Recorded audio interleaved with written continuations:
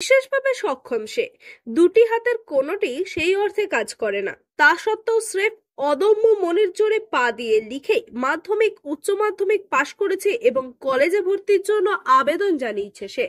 তার দুর্বলতাকেই তার মনের জোর বানিয়ে নিয়েছে পূর্ব বর্ধমানের জগন্নাথ। পা দিয়ে লেখা থেকে ছবি আঁকা সবই করে সে।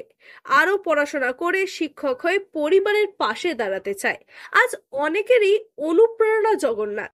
এখন পড়াশোনা বলতে এই উচ্চ মাধ্যমিক তো পাস করলাম, ভর্তি এখনও ফর্ম ফিল আপ সব করা হয়ে গেছে, এখনও মেরিট লিস্ট এখনও বেরোয়নি। মাধ্যমিকে মোটামুটি পাস করার মতো পেয়েছিলাম, আর উচ্চ মাধ্যমিকে পেয়েছিলাম 73%। যাতায়াত করতাম, বন্ধুগুনি থাকতো, ওদের সাথে সব সাইকেলে যেতাম।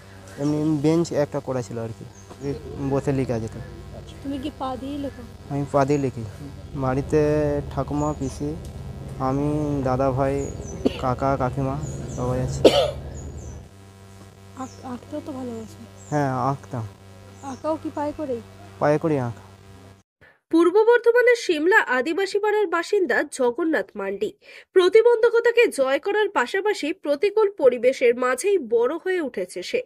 মা বাবা কেউই থাকে না তার সাথে, ঠাকুমা ও দাদার কাছেই বড় হয়ে ওঠা।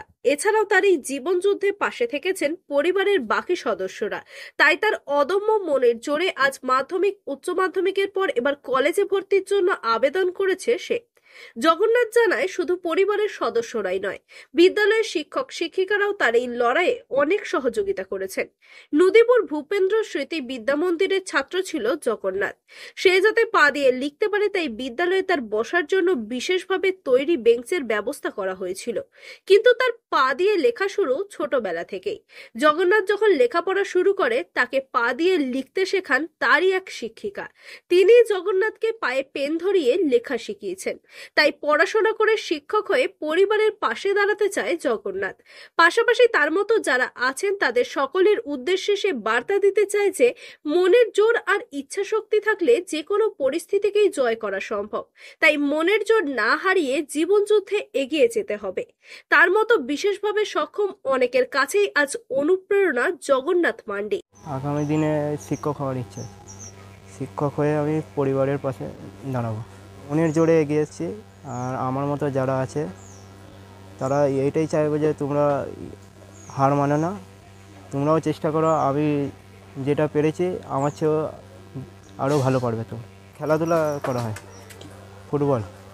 ছোট থেকে কি এই পা দিয়ে লেখাই অভ্যাস? পা দিয়ে না প্র্যাকটিস করিনি। হচ্ছে যখন ছোট ছিলাম, প্রাইমারি স্কুলে যখন পড়তাম, তখন ওই স্কুলেরই একজন দিদিমণি ছিলেন, উনি আমার পা ধরে আর কি লেখা শেখাতেন।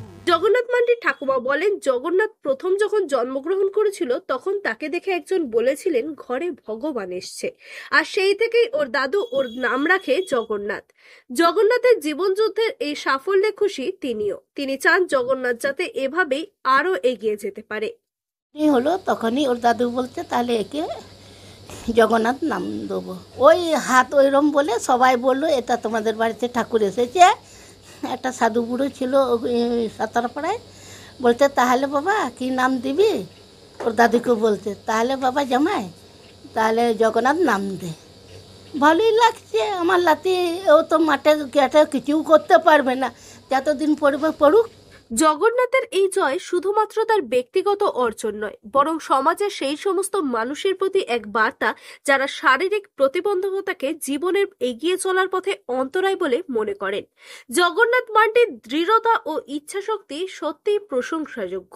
তার জীবনযুদ্ধ অনেকের কাছেই এক উজ্জ্বল দৃষ্টান্ত। তার এই সাফল্য তার একার নয়, বরং তার পাশে থাকা সকল মানুষের সম্মিলিত প্রচেষ্টার ফল। পূর্ব বর্ধমান থেকে সায়নী সরকারের রিপোর্ট, লোকাল 18 বাংলা।